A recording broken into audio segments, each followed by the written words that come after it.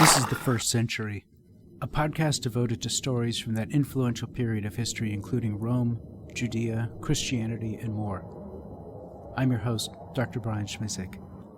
Get ready to go back in time and enter a world before computers, the stagecoach, the printing press, or even stirrups had been invented for horses. We're about to enter the First Century. Episode 32. Caligula attempts to install a statue of himself in the Jerusalem temple, and an assassination attempt is foiled. After Flaccus was deposed as governor of Egypt, the Greek and Jewish elements of Alexandria brought their respective cases to the new governor, Philo, who authorized a 3-person delegation for each side to make their case to the princeps directly. Philo, brother of Alexander the Alabarch, led the Jewish delegation, whereas Appian led the Greek delegation. The delegation of Greeks and Jews from Alexandria arrived in Rome over the late summer of 39. They landed at Ostia and were escorted by Gaius' secretary, whose role it was to welcome such delegations. They went up the Tiber, meeting Gaius at the Horti Agrippinae, Agrippina's gardens, located near the Vatican Hill. Gaius gave them presents, tokens of his goodwill, and a fine welcome, saying, "I myself will listen to what you have to say at the first favorable opportunity." And then he dismissed them. The attendants congratulated the delegations as though they had already made their case. After some time, Philo and his group went to Puteoli to await a summons from the emperor, while they summarized their case in writing, abridging what Herod Agrippa had written in his own letter to Gaius, informing him of the untenable situation in Alexandria. However, during that time, Gaius met with Appian and the Greek delegation. Appian said that the Jews were neglecting honors that rightfully belonged to Gaius. Appian continued by saying that throughout the empire all provinces had temples and statues to Caesar. It was only the Jews who would not comply, and even more, the Jews thought doing so was dishonorable, and they would not even swear by the name of Caesar. Gaius had just received the letter from Capito outlining the situation in Jamnia, where the Jews there had destroyed an altar made in honor of Gaius. And as we heard in episode 28, Gaius's more senior advisors were no longer there, as many had been killed or exiled by the princeps himself. Instead, he relied on Apelles, an actor from Ascalon on the Mediterranean coast in Judea, who had cultivated an intense dislike of Jews. Apelles encouraged in Gaius an anti-Jewish policy, as did Helicon of Egypt, Gaius's court jester. Especially in light of this news from Alexandria and Jamnia, Gaius's reaction was swift and strong. Appian essentially won the case, and Gaius did not even want to hear from Philo. Further, Gaius ordered the arrest of Alexander the Alabarch, Philo's brother, and had him brought to Rome to be imprisoned. Gaius then sent the senator Publius Petronius as the new legate of Syria, with instructions to bring a large force into Judea and set up his statue in the temple. If the people resisted, Petronius was to conquer them, force them into slavery, and then install the statue in the temple. Philo and his delegation in Puteoli heard this news, and they were all sickened by it.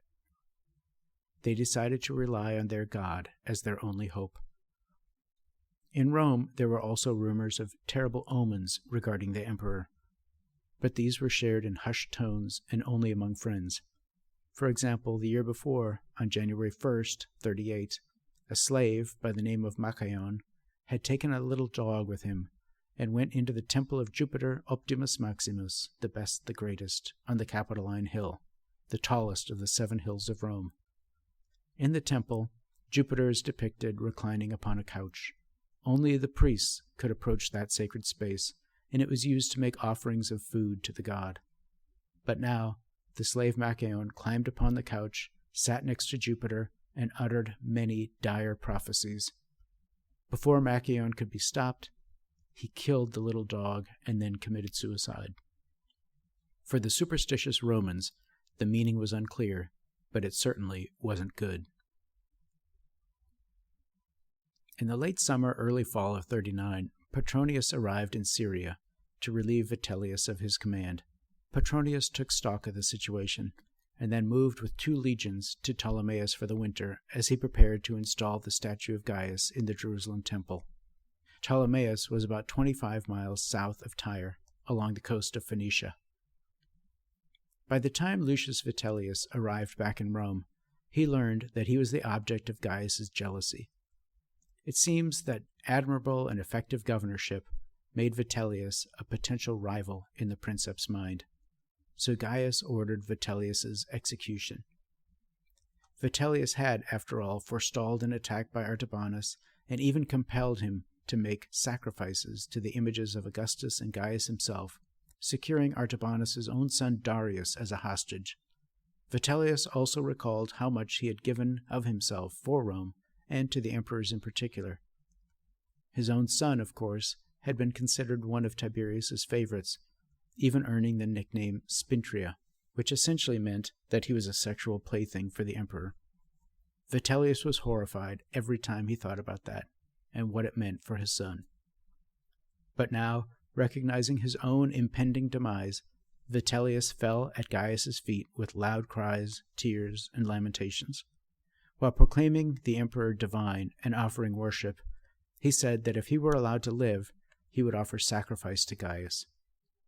The princeps was moved by this display of emotion and pitiable sycophantic behavior. Vitellius was the first one to give Gaius divine honors, and as autocrats can never have too many sycophants, Gaius allowed him to live. Gaius then began to say that everyone and anyone was free to worship him as a god, and he began speaking of himself that way. He ordered his statue to be placed in every temple.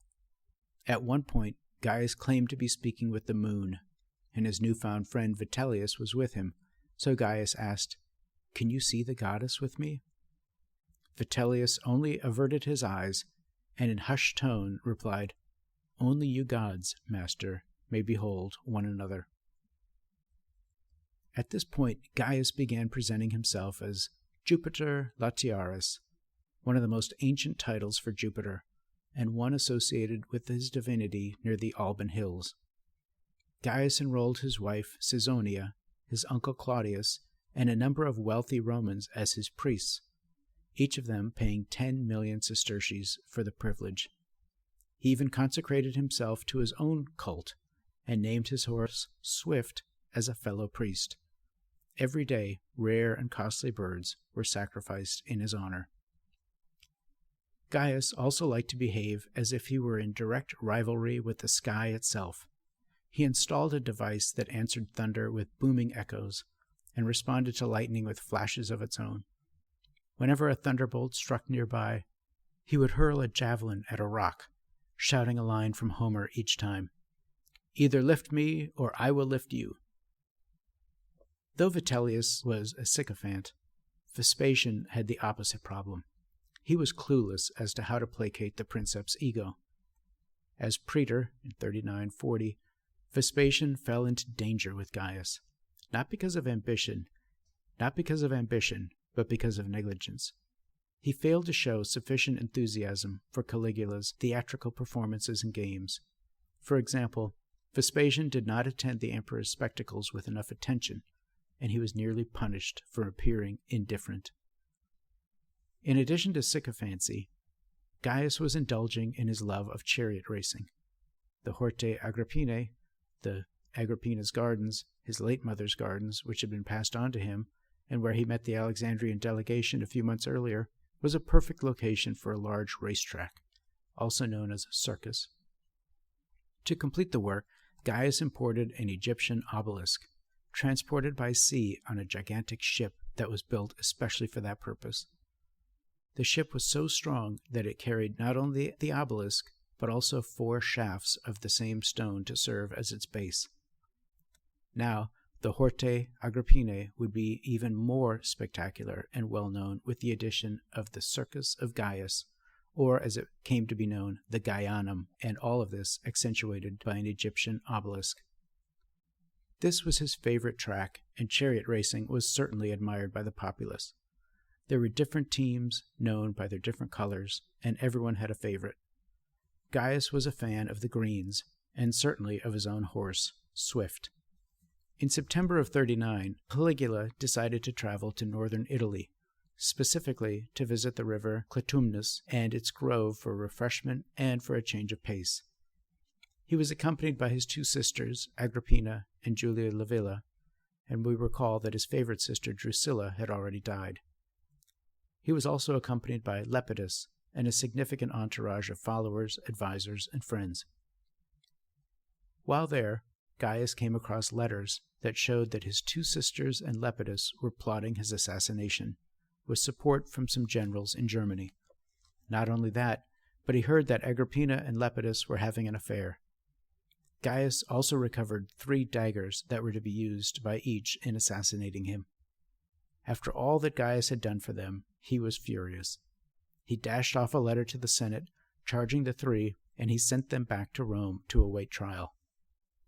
Recalling that it was Lepidus who advocated for a softer exile for Flaccus, Gaius began to regret that decision. Even the name Flaccus aggravated Gaius, and he made it a point now not to trust anyone who shared that same name. He also became upset that any of his enemies were exiled rather than put to death. He said, "Such banishment is only a kind of emigration, as these exiles have all the necessities of life in abundance. They're able to live in tranquility, stability, and peace, but that's absurd that these enemies can live in luxury, enjoying peace and indulging in all the pleasures of the philosophical life." So, he then ordered the most prominent to be executed, with Flaccus's name at the top of the list. When the soldiers arrived on the island of Andros to dispatch Flaccus, they just so happened to see him making his way to the port for some business. When Flaccus caught sight of these soldiers, he turned and ran away over rough ground, suspecting that their arrival meant his demise. The soldiers immediately chased him down and apprehended him. Some of those soldiers then began to dig a pit, while Flaccus struggled against the others. His own flailing about caused tremendous wounds. He was at once grasping at his executioners and then pulling them close. For their part, the soldiers were pushing him back, striking him with the blunt edge of their swords and sometimes with the blade. Flaccus was becoming unrecognizable due to the wounds and bruises that he was incurring. In the end, his body was mangled before he died, and he was tossed into that pit prepared for him. It was an ignoble end to one of Tiberius's closest friends, who had been governor of Egypt. Next time, we'll hear about the princeps' visit to Germany.